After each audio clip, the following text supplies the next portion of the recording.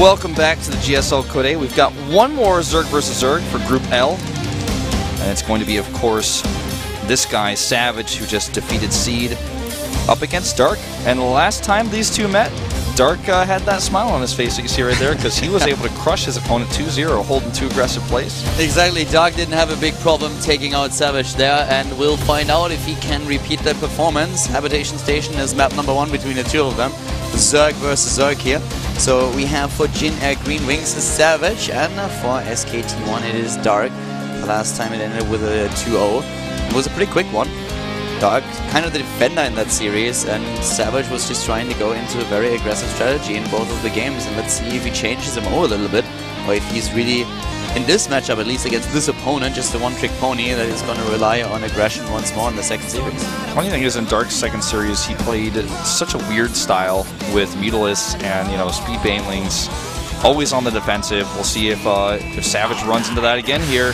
This is our final match aside, our last Zerg player to go into Code S for this group. Here in the GSL Code A, it's called Overlord.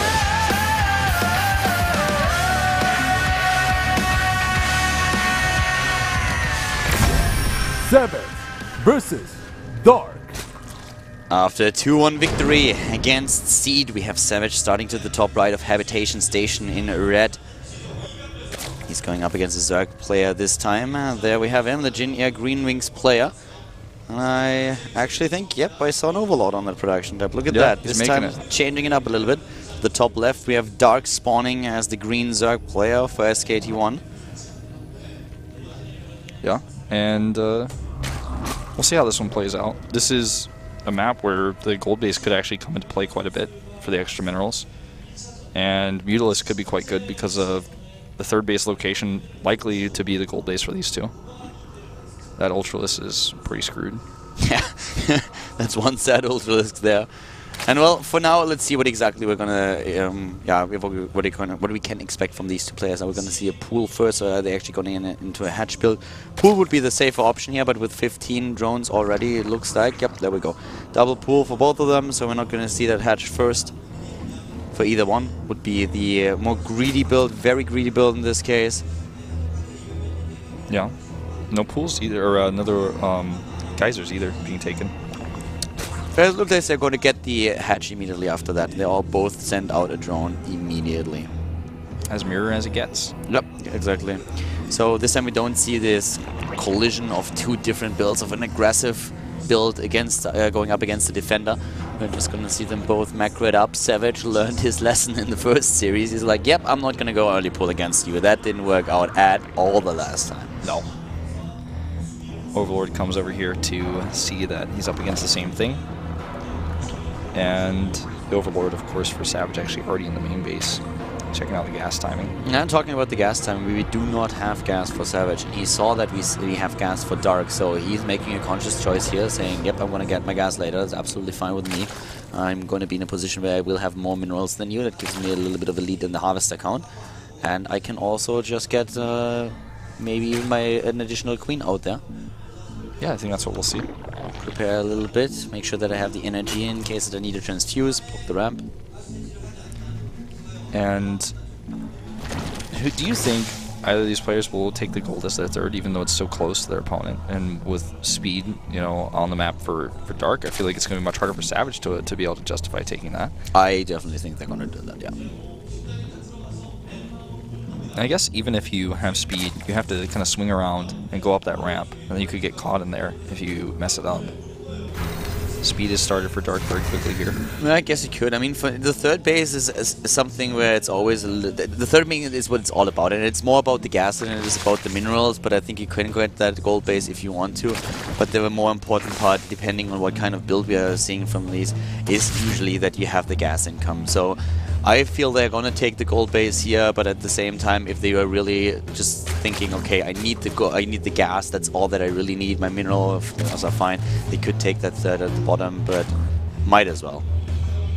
Let's see. This is, I think, the biggest point of contention on this map is that gold base. Like, who's gonna take it? Can it be defended?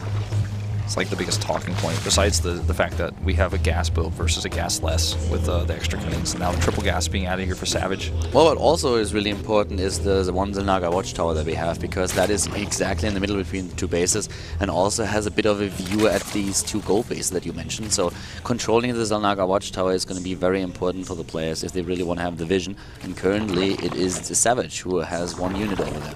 Yeah, I think it's just one Zergling. Queen's the tight wall here.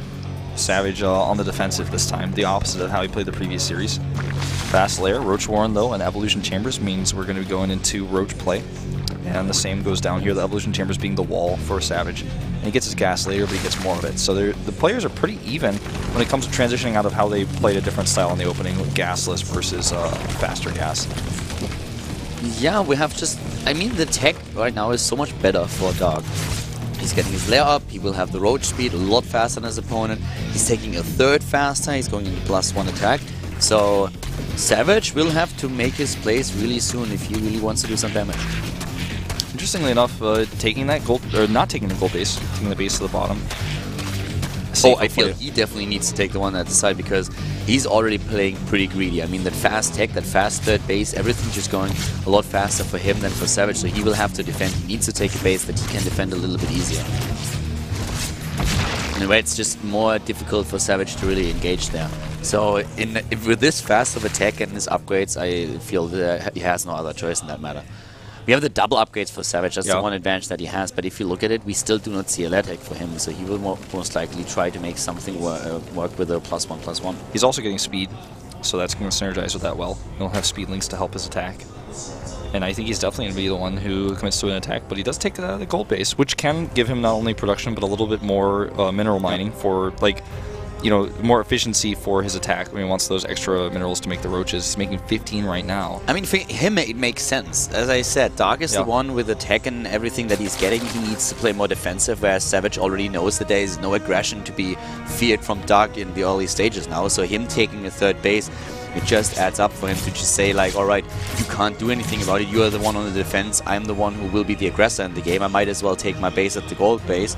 And then if my push doesn't work as well as I want it to, I might still have that mineral income to fall back onto. Queen's here very diligent about getting those overlords off the map. But it might actually cause a backfire here. We're going to see there's actually a pretty even roach count here. Transfuse helps the Queen for a little bit. The +1 attack upgrade is already done for Dark, and we do not have 1-1 for Savage just yet. So right now, Dark is fighting with a bit of an advantage, but that's not going to last very long. The Zergling's coming in here at the front to tank a little bit. The +1 is still ahead for Dark, and he's going to push us back. He has roach speed, and that means he can chase down these units. This is great for Dark. Savage is not going to be able to hit that timing he wanted to hit earlier. He's also, you know, not even mining from his third base just yet. Spinecrawler goes down. These Zerglings, though, do get the surround, and he does have 1-1 now on the links, but still, it's being pushed back. It's too late. That timing for Dark was absolutely perfect. That was the best thing that could have happened to him. Suddenly the roaches are moving into that base, or at least thinking about it. He could snipe the roach warren. Yep. And that's exactly what he does here. He's even blocking at the front. No surface area for the Zerglings. Control Zerglings here against those Zerglings. And so far this matchup for Savage seems to be his bane. He does lose that roach warren. And now he's going to go back and could even assault this third base. He's definitely going to take that. There's no reason for him not to. He has the better numbers here. He can always force the engagements. He's going in again. GG. And what a timing here by Dark. Just seconds before 1-1 finishes. He had speed for the roaches. His opponent didn't, meaning he couldn't even run away. And Savage must feel absolutely... I mean, if I was him, I would be looking at this, would be like, what am I supposed to do against this guy? I'm 0-3 now. Yeah. Not only against Zerg, but against this specific opponent. Keeps pointing at his nose. His nose, man. We'll see if he... I mean, I think he might want to just... Well, I would say he might just want to try to do an all-in here, but he's already tried that twice, and it failed twice. And he was doing it basically a third time, but he got shut down. He tried and it didn't work, you're so right about that. So what are you going to do here?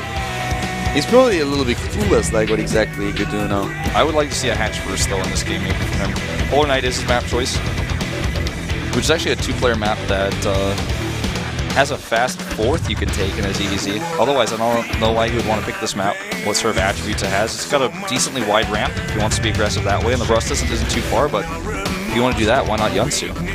Maybe because Yunsu is too predictable. Savage looks upset.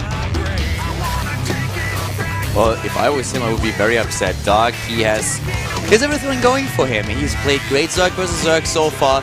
He lost to one opponent, of course, today, but at the same time, he crushed Savage in the first best-of-3 series, and he gave Pet a run for his money, so he should be very confident that he's going to be the one to advance to Code S together with Pet.